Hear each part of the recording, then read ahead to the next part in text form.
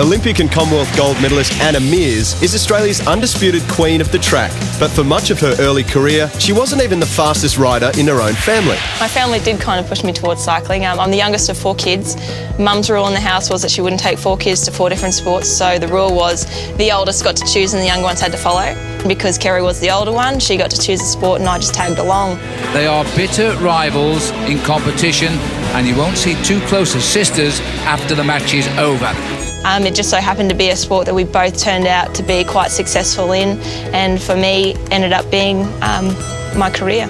Kerry Meares leads out here, and Anna is right up behind.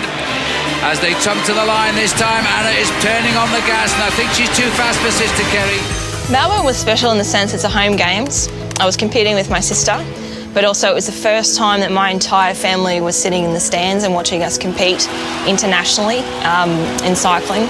You know, we grew up in Middlemount where the population was 2,000 and the Vodafone Arena that day seated 5,000 people. So that day was really special because they saw what all their sacrifices resulted in.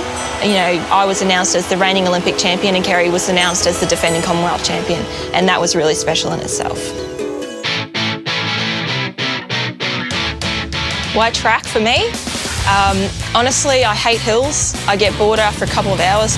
I like going fast. I enjoy the challenge of a competition. You need to be able to make decisions and stick with them and make them very quickly. And those sort of challenges are really appealing to me.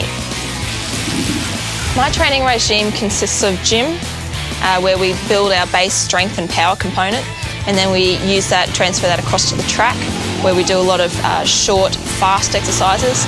We travel in competition but anywhere between 60 and 70 kilometres an hour, and the boys will hit between 75 and 80 kilometres an hour. So the only way for us to train on the velodrome is actually with the aid of a motorbike.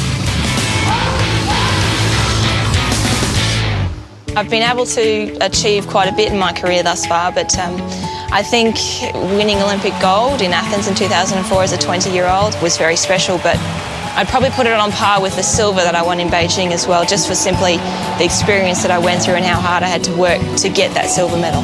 It proved so hard, 7 months out from Beijing, Anna had a horrific fall. No, Meares goes down, a very heavy fall there for the Australian. Hitting the boards at 65 Ks, she suffered a neck fracture and was mere millimetres away from permanent injury. Initially, when I first saw it, I was really disappointed because I thought for the extent of the injuries that I had, I wanted some spectacular crash where the bike was just flying through the air and bits and pieces going everywhere, but it was just a routine fall that happens at every single competition.